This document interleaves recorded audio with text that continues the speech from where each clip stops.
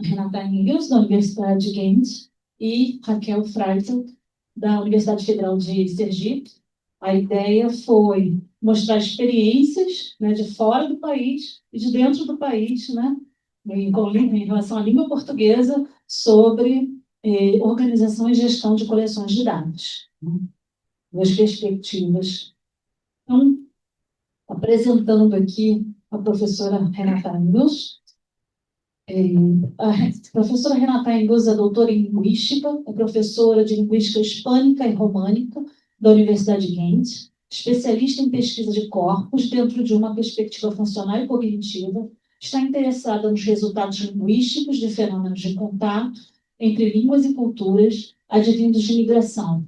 Concentra sua pesquisa em linguagem, multilinguismo e troca de códigos, identidade e posição social dos hispânicos, nos Estados Unidos e em outras regiões. Ela é porta-voz do grupo de pesquisa interuniversitário Crossing the Borders Between English and Spanish, e atualmente dirige pesquisas de doutorado nos domínios da gramática da troca de códigos e da representação linguística da migração latino-americana na mídia. Seu trabalho, sua fala, intitula-se Análise de sentimento, Sentiment Analysis as a Tool for Studying Social Meaning and Discursive Patterns. Thank you very much for being here. Thank you very much, Marcia, for the nice introduction. So good afternoon, everyone, and thank you for being here. And of course, thank you to the organizers for inviting me. So in my talk, indeed, I would like to explore sentiment analysis, so automatic sentiment analysis, as a tool for studying social meaning. So there is one part of the title that has disappeared, so discursive meaning, because it was too much. So I will restrict myself to social meaning. And so I would like to show how, by bridging the gap between computational linguistics and sociolinguistics, we can try to uncover the expression of stance and identity, mostly in informal colloquial speech. And so I will guide you through the opportunities of the method of sentiment analysis, but also the challenges for the particular area. Okay, so what is the context and what are the research questions? So I would like to start with a very general question, of course, that has been around in linguistics, well, I would say for quite some time, namely what elements, what aspects are involved in meaning overall as a concept in language. So if you see sign as a form meaning pairing, of course, you have to define what meaning is. And so in my talk, I will start from the idea that meaning is highly multidimensional. So it's not just about semantics, but since I've been working in cognitive linguistics and functional linguistics, the idea is that meaning is constructed and also understood depending on, well, how you use language. So it's all about your experiences and also the social functions of language. In other words, meaning is strongly embodied. And so the starting point also for this presentation is also that meaning should be, well, approached from a synergetic and integrated perspective. And that meaning not only includes referential meaning, contextual meaning, that would be then maybe pragmatics, but also social and affective meanings. Now, this brings us to a second question that has also been around, but that is not that old, namely, how can you then, as a linguist, capture and analyze that abstract notion of meaning that is also non-perceivable? So that's different from, for instance, syntax and morphology. And in a later phase as well, how can you quantitatively approach the notion of meaning? So this, of course, has to do with the empirical turn in linguistics, and more recently, the quantitative turn that has also reached domains of semantics and pragmatics. And that says, well, instead of approaching it from an introspective viewpoint, what you should try to do is to come to an objective approach to meaning. Now, more recently, the idea has been, well, okay, it's not possible to talk about meaning in language as a linguist objectively, but at least you should try to come to a model that is principled, that is systematic when you define meaning. And I think this squares with the overall Go Fair principle that we have been discussing before, namely, if you want to share your data, if you want to share your analyses, your annotations of a corpus, well, then you have to be systematic and find your own model in such a way that also other researchers can replicate your analyses also in as concerns meaning. Now, this brings me to the central question of today, some tentative approach to, okay, if we want to find a principled way in approaching meaning, to what extent can automatic sentiment analysis in sociolinguistics be a complementary path to previous, mostly collocational studies? Now, for now, this is a very general definition of sentiment analysis. I will come to a more detailed definition in a minute, but, well, it is a computational text analysis that identifies, extracts, and quantifies emotional tones in a text, also attitudes by speakers, by writers, and opinions. Well, this is, of course, all about meaning. So what is the central research question for today? So to what extent can sentiment analysis be integrated into sociolinguistic research to reveal effective patterns, social meaning in general, and this in relationship to the macro categories in sociolinguistics, which are gender differences, so male, female speech, age-related differences in language, and also different discourse settings. Okay, so what is sentiment analysis? I think that we have some experts in the room, but maybe not all of you are experts in sentiment analysis, so it might be a good idea to define what sentiment analysis is, but it is a definition from the point of view of a linguist. So I am not a computational linguist, so if computational linguists have more things to add, they are more than welcome. So I will just explain what I understood from my reading. So what is sentiment analysis? It has been called in the literature opinion mining, emotion recognition, and so it is a part of the fast-growing field of natural language processing. So, as I already said, it tends to automatically find subjective elements in language. So how is emotion? How can this be detected? Attitudes, judgments, etc. And so it has been mostly applied in commercial fields. So for instance, when, well, brands want to monitor how they are evaluated and perceived by the audience. Automatic sentiment analysis is also applied to reviews, so maybe of hotels or tourism.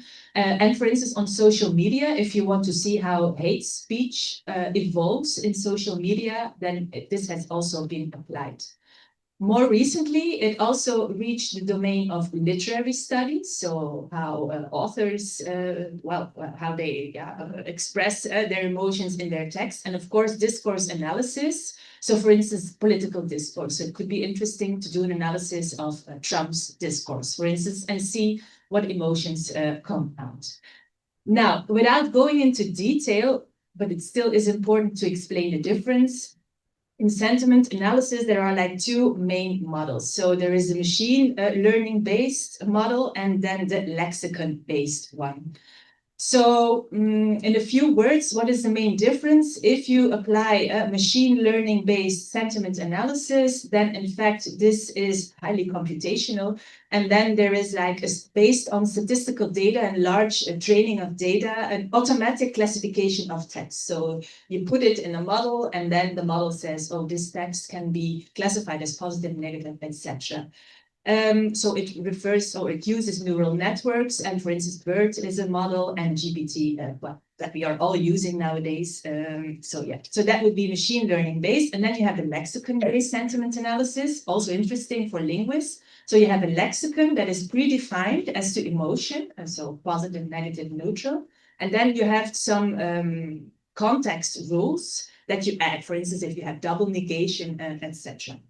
Now, what are the advantages and drawbacks of each method? So machine learning-based sentiment analysis is really state-of-the-art. So it has been proven that those models most accurately are able to retrieve positive, negative emotions. So they also can learn subtle patterns such as irony and sarcasm. Those models can detect them in text. What is the negative or the challenge is that you really need to be a computational linguist to be able to apply it. You need a very strong computer. So yeah, that's not so easy. The lexicon-based model, on the other hand, as a model, has full transparency. So this means that it's not like the other machine learning based, that it's more like a black box. You don't really know what the model does. In the lexicon-based sentiment analysis, as I will show in a minute, you really get an overview of what the model classifies as positive or negative. So for a linguist, I think that is more interesting, that you see what happens there. But of course, irony and sarcasm and other subtle semantic nuances are harder to detect. Now, since I am not a computational linguist, I work with the lexicon-based sentiment analysis model, and more particularly with the Lingmotiv software. So this is a desktop application, very easy to use, that was developed by colleagues at the University of Malaga in Spain. And so in a few words, well, this is all about sentiment analysis. What you can do is that you upload your files, be it transcriptions of corpora, press text or whatever. So you upload your files, and so the model applies automatic analysis of sentiment-laden words, but also phrases and parts of texts. So it is lexicon-based. And so the developers of the model, they define their own context rules.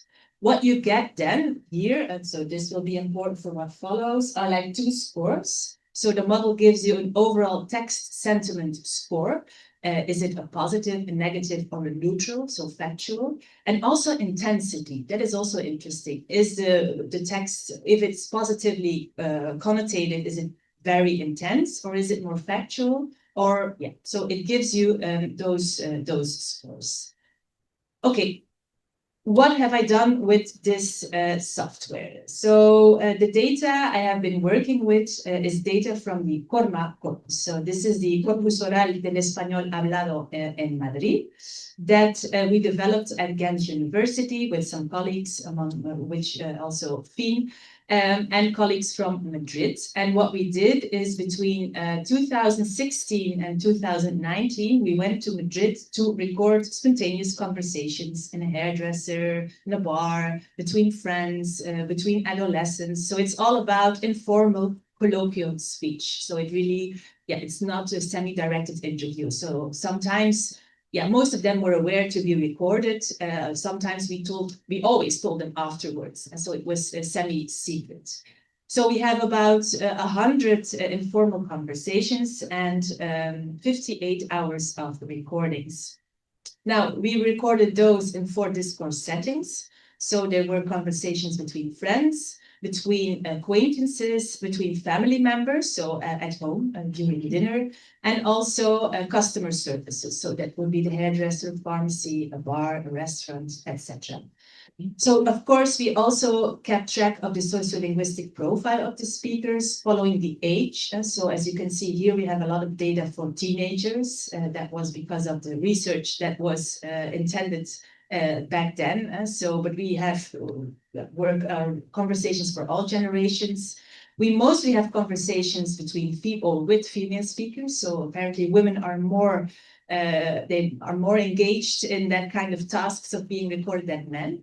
And also we took into account the socio-cultural class, so the medium high and the lower class. But here, of course, this is a delicate question. We have a lot of missing data. So this is why I will not take it into account for the sentiment analysis. So the result is a complex data set. So we have many different files that we need to store.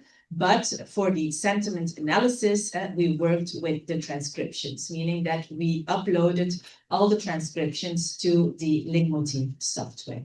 So the CORMA corpus is highly ecologically valid, we believe, because it's really about speakers in their natural environment. And so the big advantage is that we have full control over the data because we recorded the corpus. So we can use it as an input for, further research. And that is why we also tried the automatic sentiment analysis. So this is, for instance, what the software would give as a result. So for the overall profile of Korma, it says that it is a slightly negatively connotated corpus, but it's quite in the middle. So you could say it's almost neutral. And for the text sentiment average, it's a factual corpus. This means that people talk about daily things, about the weather, about music. So it's not that intense. Now, what is interesting is that for each conversation, so these are then the names of the conversations, you see here that you get a classification of the conversation. So you can see, oh, this was a conversation between teenagers where they mostly talked about good things or they were happy, and maybe here they were complaining. So you can find the overall sentiment per conversation and also the text sentiment intensity. And as I said before, this is the big advantage of the lexicon-based model. So it gives you like a transcript of the whole transcription, where it marks what is positive and what is negatively marked by the model automatically. And overall, it works quite well. Okay, so what do I want to do with all this in relationship to the sociolinguistic analysis? So this is indeed the research question. The starting point is that, of course, when you take into account the age, gender, etc., well, these are different sociolects, and we know that each person's sociolect, of course, relates to your identity. If you are a woman of that age, you have a specific identity, you are part of a group of peers. And so this is, of course, the overall theory of social indexicality, that when you are speaking, sometimes you want to really perform or stage the identity of the group you belong to. So for instance, more recently, Gacy, she says that the way that you speak, so your sociolect, in fact, you can compare this with your hairstyle or the way you dress, so that people can recognize your identity by the way you speak. Well, not always, but you can perform that if you want. Of course, this idea of sociolects and social lexicality has a large tradition. So there is a whole state-of-the-art, many readings on the relationship between those macro social categories and the discourse and communicative styles, the way, what the routines are, the interaction routines, etc. And so, well, I could talk for hours about the different individual studies. So it's important to recognize the contribution of all the individual studies. But if you read them through, there has been some, or you can formulate some cliches or stereotypes as concerns the discursive style of these different social categories. So for instance, as to gender, one of the stereotypes is that, of course, there would be a difference between men and women, and namely that women would use more hedging strategies. So women would also be more polite, whether the speech of men would be more direct and more expressive. So that's not me. So that's something that is stated in the literature, and of course, it has been proven through case studies. According to age, for instance, so teenagers would use a very informal style with also quite some intensive language use, because this relates, of course, to their enthusiasm. And when they talk to their peers, well, of course, that's how they speak. Whereas older speakers, we would have more formal routines with more expressions of respect. And then finally, some ideas on discourse setting. In an informal setting, when you talk to your friends, then it's also quite probable that you will use a conversation with a lot of turn-taking, will go quite rapidly, with quite some intensifiers, so an intensive language use. Whereas, for instance, in an institutional conversation, so like here, you could say that, well, you get a more polite discourse, etc. Now, these are some stereotyped definitions in the literature. So how can automatic sentiment analysis still add something to that very rich state of the art? So there are a number of bottlenecks in the more traditional studies. For instance, yeah, we all know that if you want to study a corpus or a phenomenon and do manual annotation, that it's really time consuming.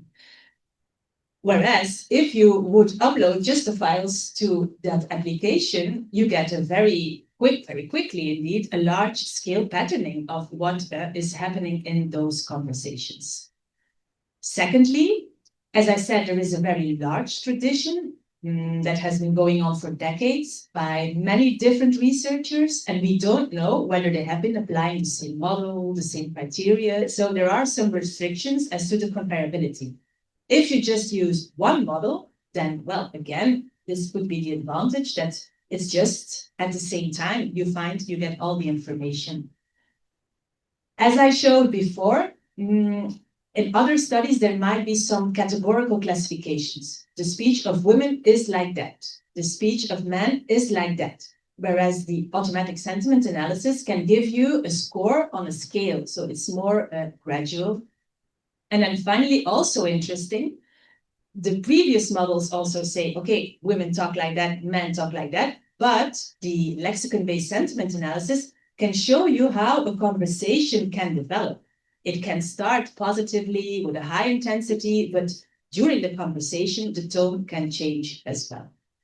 Okay, so what did I find in the data, and what are possible drawbacks of the method that I just introduced? So these are some results of the conversations classified according to the discourse setting. So we have conversations just between friends, conversations in a family setting, and then here customer service, so clothing shop, for instance. What do we see? So first of all, we see that the context of customer service, they get the highest score. So they are classified as the most positive conversations, which is of course not unsurprisingly, because of course, if you want to sell something, it's good to have a positive tone. What is maybe a bit more surprising is that conversations between friends, they get, well, the model says that they are quite negatively marked as to their stance and the topics they talk about. I think this is quite surprising because when you're with friends, you're mostly feeling happy. Otherwise, why are they your friends? So then it's useful, of course, to look into the data and see what is happening here. And of course, what you find is that in those conversations between friends, there is, of course, a lot of use of taboo words. You can swear when you are among friends. You can tease them. There are situations of irony, and apparently that is something that the model cannot capture. So here are some examples. This is a transcript of a conversation in customer service, so a clothing shop. Everything is positively marked. Everyone is happy. This is a conversation between friends, two female friends, and you see everything is marked in red. But in fact, what are the women doing? They are complaining about high prices. So yeah, that's something that you do when you are with your friend. This is a conversation between male friends, also marked in red. They are playing a cards game. And when you lose, then you swear, you use a lot of taboo words. So yeah, this also explains what happens in there. Okay, let's look into the second dimension, the age dimension. So we classify the conversations that between children, between adolescents, adults, and then the older speakers. And so here you see that adults, so we also tend to use the most positive language, whereas adolescents, again, so their conversations are marked as the most negative ones. But well, this time I wasn't that surprised because, yeah, we know if you have adolescents in your house, you know that they use a lot of taboo words as well. So it's the same problem of irony, sarcasm, and taboo words that the model does not capture. And then the last parameter has to do with gender differences. So I wanted to see whether the model showed me some differences as to the speech of women and men.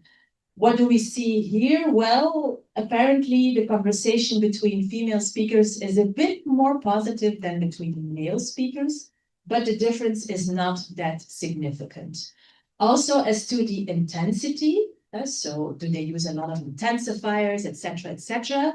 There is a difference in that men apparently use speech that is a bit more intensive, but again, the differences are not that striking. So it's not really confirmed. It has not confirmed what is stated in the literature. That's what I thought. Well, maybe that's a bit strange. Maybe it's also a bit too limited to just look into age or to look into gender because, well, you have a gender and you are of a particular age. So that is why at some point I also wanted to look into the group of the adolescents and the speech of girls compared to the speech of boys. So just the teenagers. And what do we see here? Here there is a significant difference. So the girls, they use a more positive speech than the boys. The intensity appeared not to be statistically different. But again, this is not surprising. If you have boys as children, you know that they tell a lot of jokes between in their group. And if you tell jokes, then you use taboo words often. They also talk about games, killing others in PlayStation. So this might explain the negative classification, whereas the girls, they talk about fashion, about healthy food, that the model also recognizes as positive. Now, as a last step, I also wanted to do still something else. So once you're in the model, you start playing around. And so we have been for our research, Sophie will talk about that in her talk. We have been doing a diachronic study as well, because we wanted to know whether the relationship between boys and girls, whether it has been changing over the 21st century. So we also have data of the COLAM corpus. So the COLAM corpus is also a youth speech corpus of Spanish recorded in Madrid, but at the beginning of the 21st century, so in 2004. So it's an older corpus. And so, well, I wanted to see whether there is some microdiachronic change, whether speech is becoming more negative, whether there are more differences or less differences between boys and girls, because at least where I live, you see that over the 21st century, the relationship between women and men and boys and girls has changed. And there is an empowerment of girls. They study more, they are more self-confident.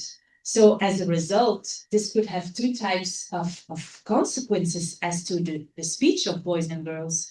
Maybe those Gen Z girls, as they are aware of their identity, they become more expressive, so they take over the turn from the boys.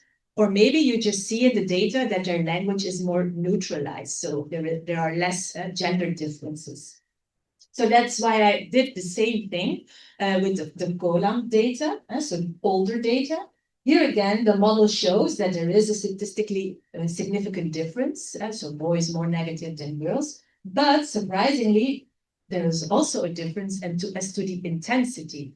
So this was not the case with the COLMA data, where as to use of intensifiers, etc., there wasn't really a difference, but in the COLAM corpus, it was. So maybe this is an indication that, in fact, the speech of boys and girls is becoming more similar. Okay, so to finish and to wrap up, what are the challenges, the implications, and maybe solutions? Because this is just, I think, the starting point, also for sociolinguistic analysis. So the challenges is that the model has to know more about community-specific terms, and also about the rapidly evolving slang. So the lexicon-based models, they are not aware about how teenagers, for instance, they integrate continuously new words. So this is not interpreted correctly by the model. Also as to language change, for instance, puto in Spanish, so sorry for the word, and originally that is a taboo term that had a negative connotation, but nowadays, if a teenager talks about la puta profesora, it doesn't necessarily mean that he hates or she hates the professor. It could also be that it's a really good one. So the tone of the word might change as well. When someone in English says, oh, nice one, the word is positive, but in fact, it's like, okay, what did you do now? So so these are some challenges for the model. So I think that it's important to have dynamic lexicon updating, so a continuous slang mining, especially for youth speech, So maybe also train the models with specifically conversations between teenagers. I think they are a neglected group until now, so maybe that's something that could be done as well. Or create what is called some plugins. So it has been done for text in economy, so specific lexicons for that kind of text. So maybe they could create a plugin as well for informal colloquial speech. So to conclude, really, so I think that sentiment analysis can bring a new and fresh perspective to the field of sociolinguistics.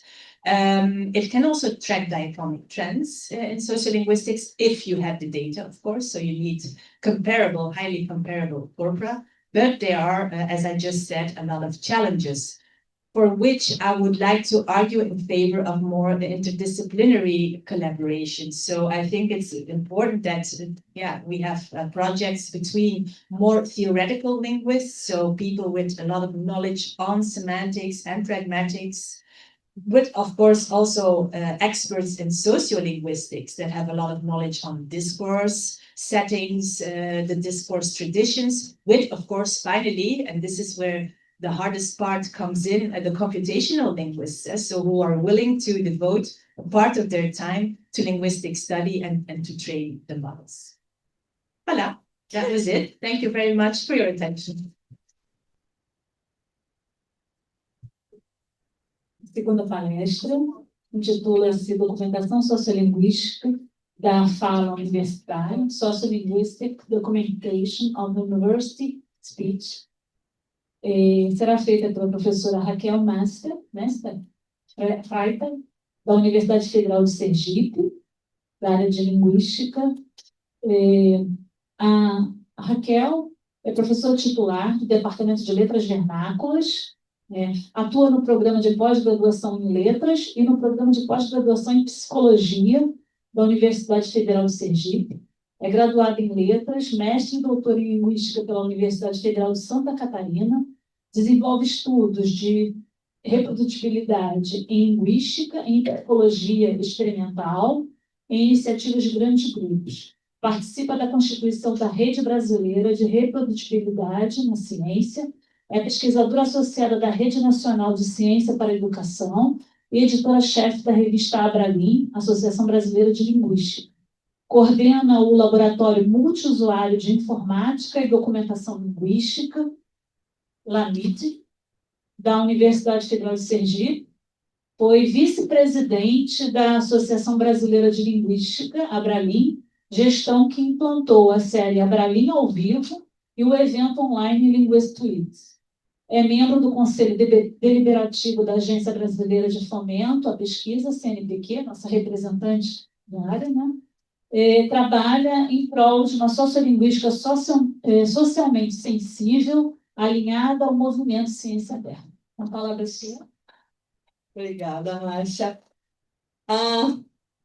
Eu vou falar de experiências, tá? E eu vou começar dizendo que eu fiz 3 anos de iniciação científica num projeto de constituição de bancos de dados sociolinguísticos, projeto Barsul.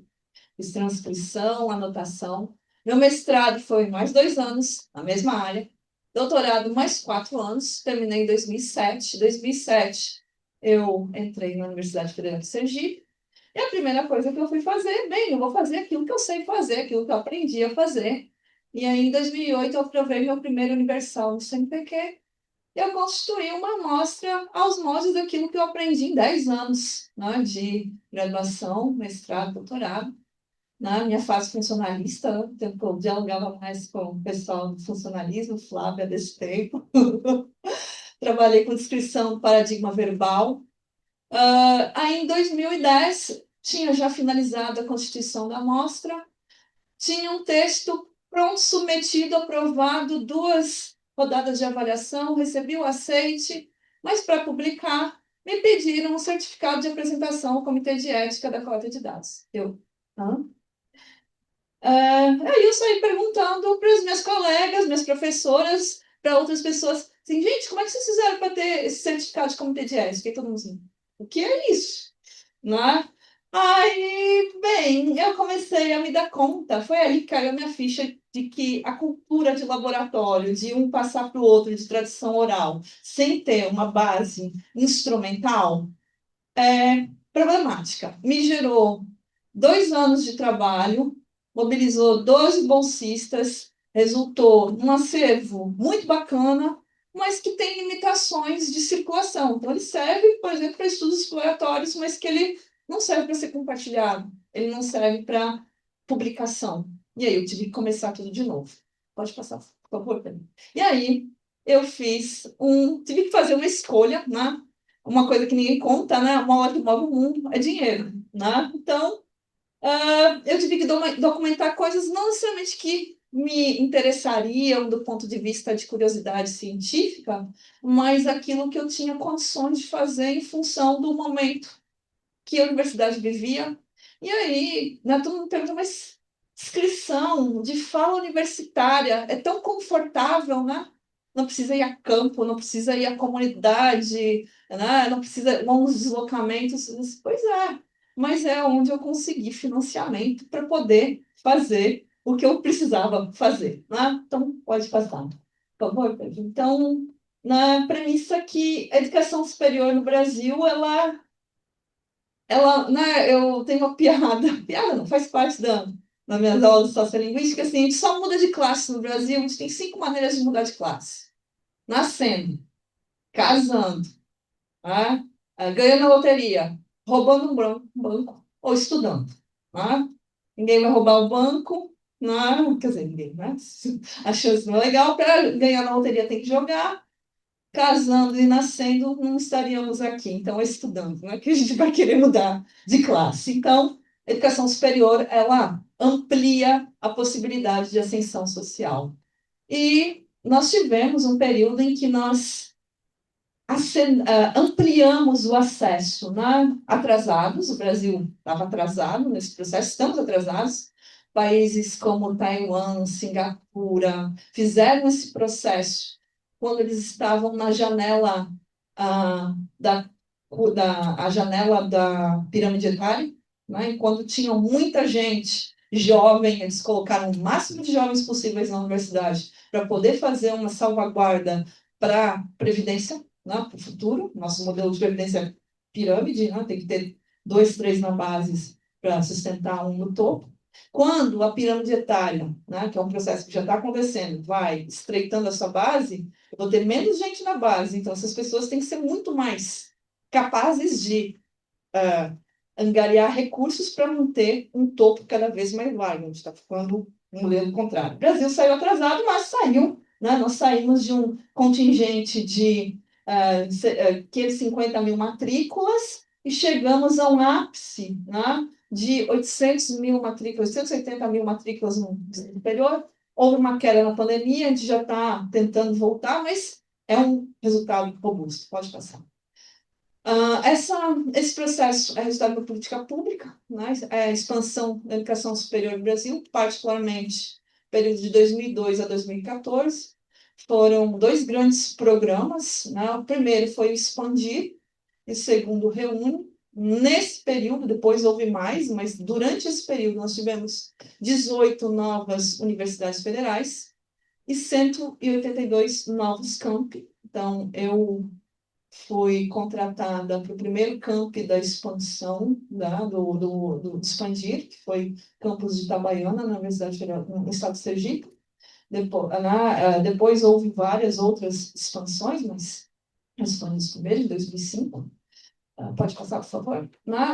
E isso fez Nós temos efeitos disso em diferentes dimensões, mas a primeira é que a gente dá para ver as pintinhas ali, né? A expansão não foi só uma expansão, ela foi uma interiorização.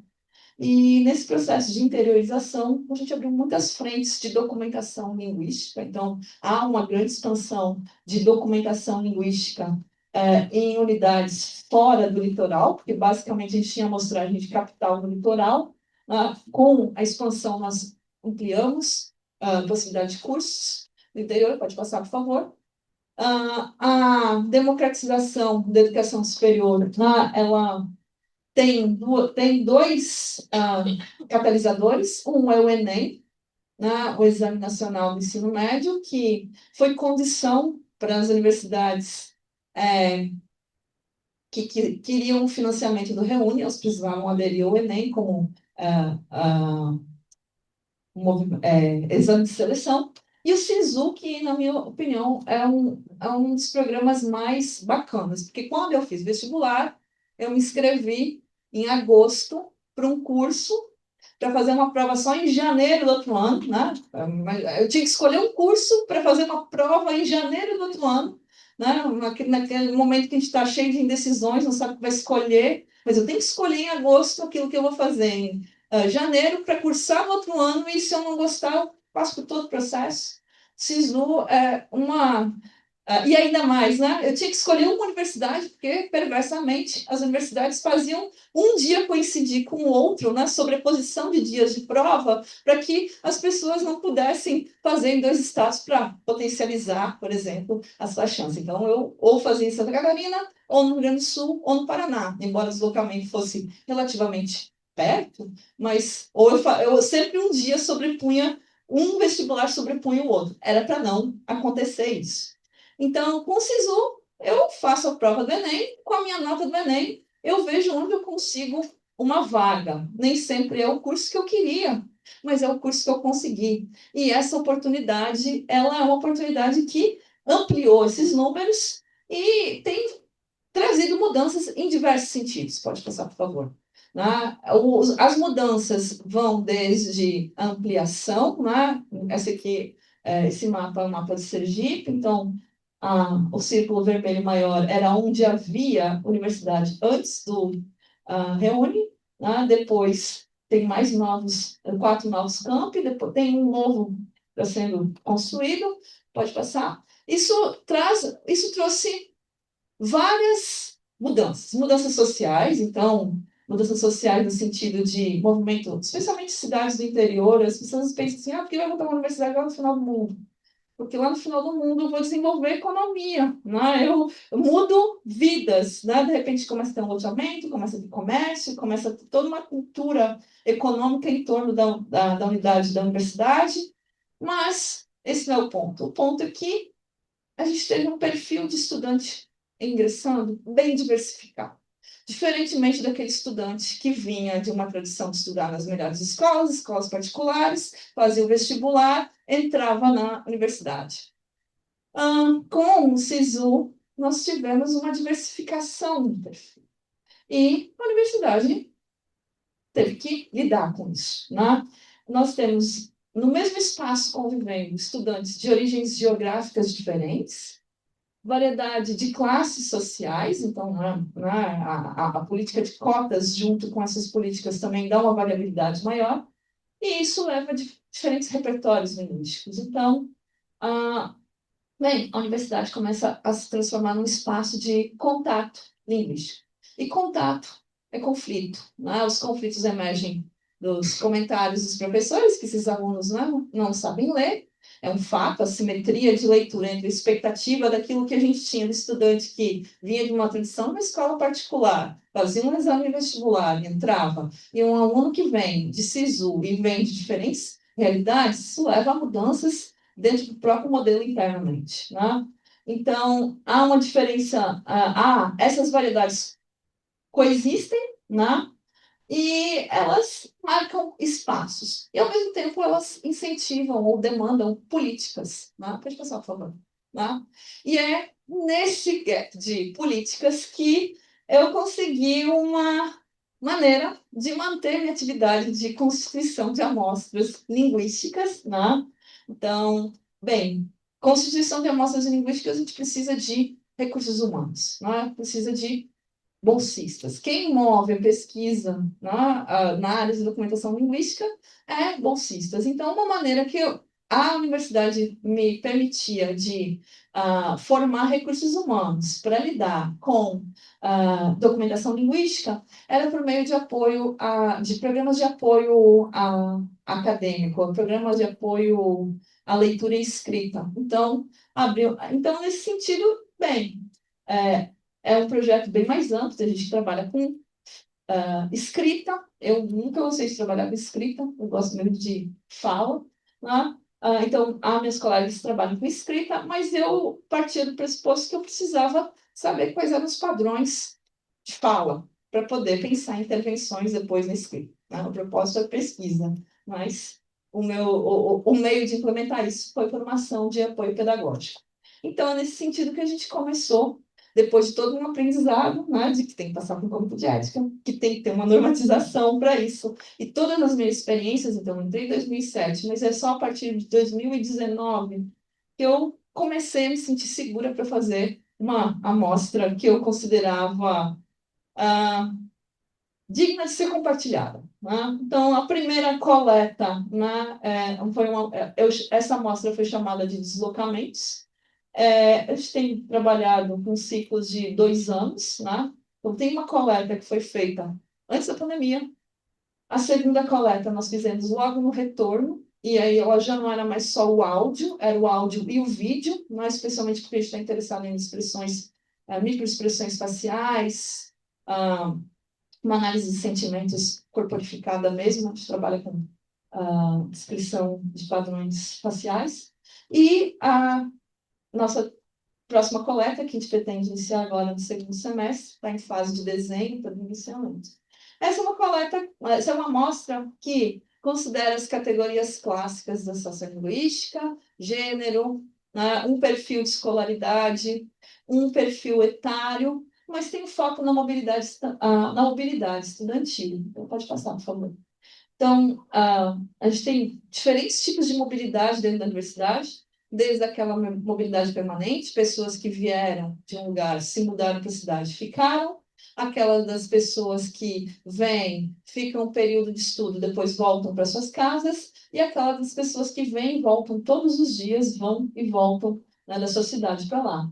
Então, a gente começou a perceber que esse tipo de mobilidade tinha impacto no registro de língua, né? E aí a gente começou a estudar esse impacto da mobilidade na fala universitária em termos de acomodação linguística, os efeitos de conflitos, mas as convergências, né, as mudanças de padrão, a inovação linguística emergente em um contexto, pode passar.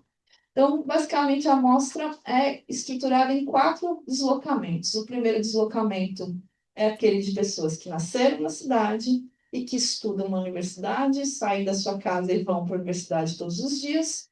O segundo é aquele grupo de estudantes que são do interior do estado de Sergipe, né? O estado de Sergipe é pequeno, então não dá para fazer isso. Então, 2 horas de ônibus cruzou o estado praticamente, mas vem de uma cidade do interior, estuda, né? Passa o dia na universidade e volta todos os dias. Há um terceiro grupo, é aqueles que vêm do interior, ficam morando no bairro, no entorno da universidade, mas são do interior do estado. E há um terceiro grupo, que são aqueles que vêm de outros estados do Brasil e vêm estudar e ficam lá. Pode passar, por favor. Então, é por isso que a gente chama de amostras de deslocamentos. O nosso maior foco de deslocamentos são deslocamentos, né, da Bahia e de Alagoas, os estados que são fronteiriços com Sergipe. Então, a maior parte do público ou vem de deslocamento 4, vem de outros estados, é de Alagoas ou Bahia. Claro, há um ou outro, mas eles não são a maioria. Massivamente, Bahia e Alagoas. Pode passar, por favor. Então, são amostras, né? Então, basicamente, o que nós fazemos, né? A gente tem um processo de gravação, né? Da documentação linguística, né? Uma entrevista semi-estruturada, que tem um roteiro pré-definido. A gente grava em um ambiente controlado, com microfones, né? Para o entrevistador e para o entrevistado. A gente trabalha com 2 câmeras sincronizadas para cada participante, para falante, para o entrevistador e entrevistado. Depois disso, né, os dados são preparados, a gente usa a transcrição no Elan, tanto de áudio como de vídeo, e passa por uma etiquetagem. A gente tem utilizado um etiquetador chamado Space, e a disponibilização, né, desses dados todos, ela se dá mediante requisição. A gente tem tudo pronto para publicar, mas só falta o link. O link, quem tem que conceder é o Centro de Processamento de Dados, né? Mas eles não querem liberar o link por... Bom, sempre tem um motivo. O motivo é porque isso deixa a universidade vulnerável, porque nós não liberamos para ninguém, porque vocês não põem no repositório, como todo mundo coloca. Por mais que eu explique que não é a mesma coisa, que não funciona, que não dá para fazer a busca alinhada, que não sei o quê. Bem, então, só falta o link, não é só essa coisinha que a gente não consegue. Pode passar, por favor. Nesse processo todo, eu aprendi que o meu aprendizado de uma cultura de laboratório transmitida, né, aos moldes das corporações de ofício da Idade Média, quando um ia aprender com o mais velho, isso para a ciência não é legal. Então, a gente precisava de padronização de procedimentos. Então, principalmente porque, como há uma grande rotatividade de bolsistas no projeto de apoio pedagógico, eles ficam 1 ano, 6 meses, não gostei, não me identifiquei, não é uma escolha necessariamente pela documentação linguística, mas muito mais pela oferta de bolsa, e é legítimo, não estou colocando sob discussão, daí a necessidade de padronização. Então, nós investimos muito numa manualização. Então, tem um manual de recrutamento, como abordar um participante, né? Qual é o tipo de estratégia que eu posso usar, o que, que eu posso dizer e o que, que eu não posso dizer. Há um manual para transcrição, porque senão cada um transcrevia do jeito que queria, né? Ou seguia a convenção que achava, eu sigo uma convenção, achei uma no Google, eu vou seguir. Não, a gente tem o nosso próprio padrão de transcrição. A gente tem um manual de etiquetagem e a gente tem um manual de metadados. E, frequentemente, como a gente já tem, a gente costuma fazer treinamento de outras pessoas que querem implementar, né, amostras. A gente costuma fazer treinamento com os nossos materiais, ensinando nessa direção. Então, assim, nosso objetivo é ter série histórica. Então, a gente tem uma sistemática de corte, de a cada 2 anos fazer um corte, e isso nos permite, né, observar os fenômenos em diferentes fatias temporais e também, né, acompanhar isso, já acompanhar o início do curso, o final de curso, mas também a gente consegue ver isso no curso de tempo.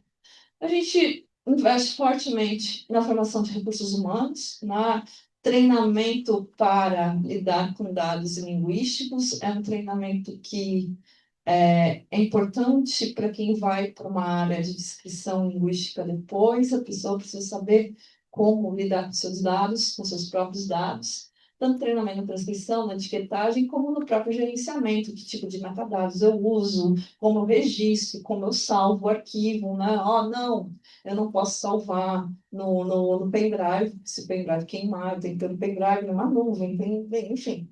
E os dados também servem para desenvolvimento de ferramentas. Então, um grupo de alunos que, a partir de dados estruturados dessa amostra, conseguiram fazer um classificador de negativas no português. Então, bem, ele consegue predizer, né, que tipo de negação acontece em em cada sentença a partir do treinamento desse corpus. Pode passar, por favor.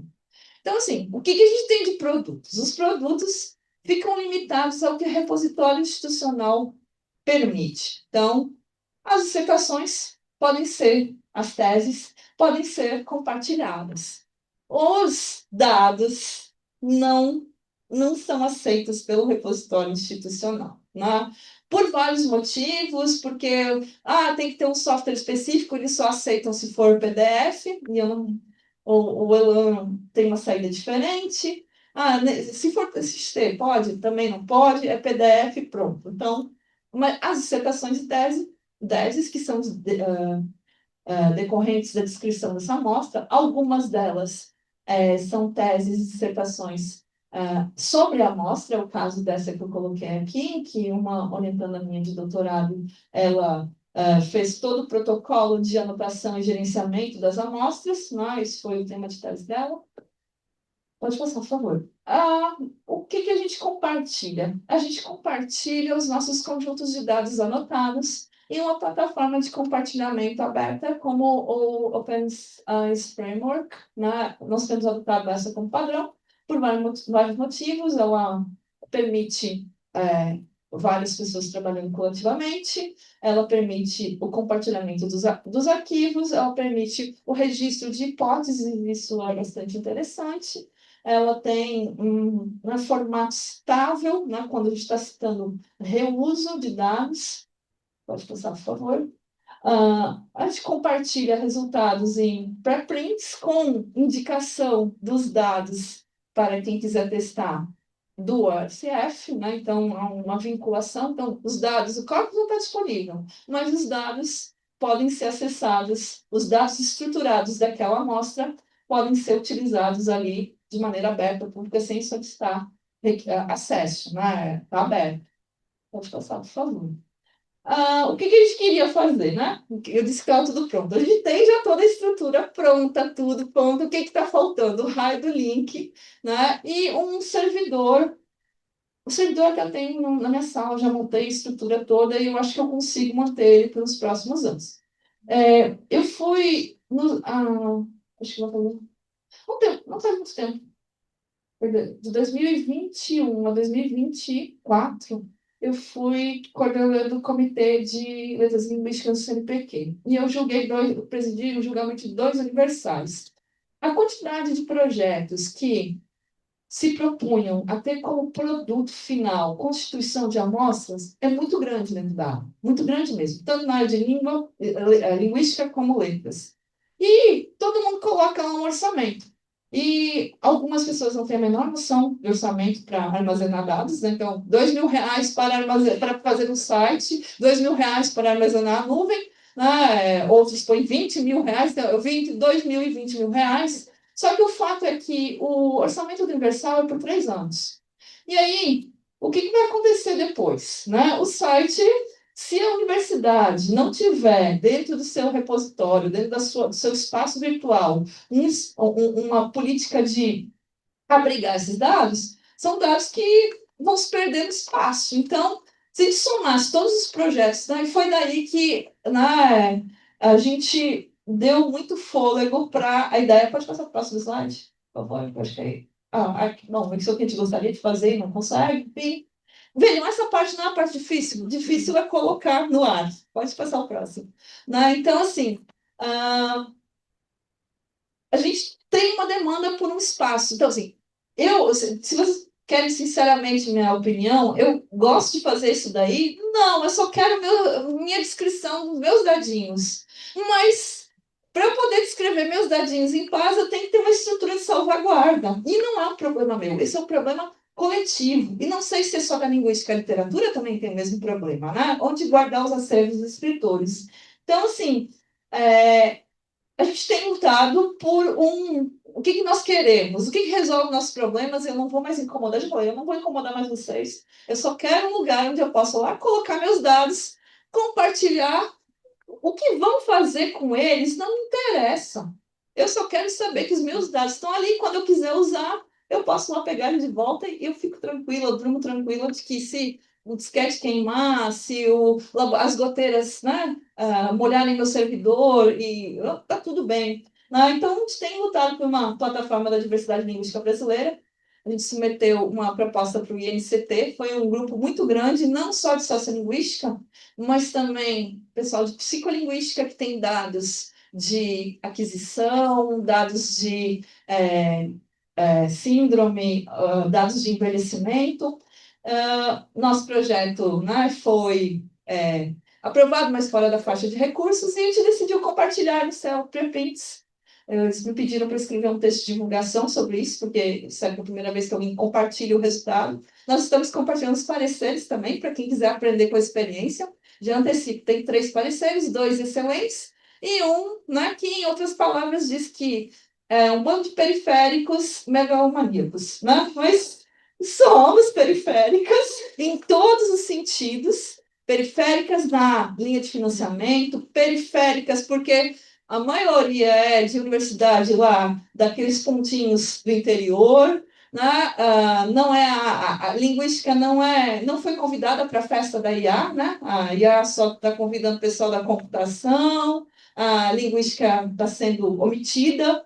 mas a gente vai abrir a porta, botar o pé e segurar a porta para convidar a área a entrar, né? Mais ou menos isso. Então, assim, essa é a minha experiência em coleta de dados, né? Eu acho que é ponto comum, que a gente tem uma fragilidade muito grande de infraestrutura, a gente carece disso, e eu acho que a esperança de todo mundo aqui é por um repositório em que a gente possa armazenar os dados e os usos podem ser os mais variados, desde usos pedagógicos, a BNCC, né, fala de diversidade, mas a gente não tem amostras de diversidade. Não dá para ficar usando Chico Bento toda hora, né, porque já cansou. Eu preciso de dados, né, de como o pessoal do Acre fala, como o pessoal do interior de São Paulo fala, que não seja Chico Bento.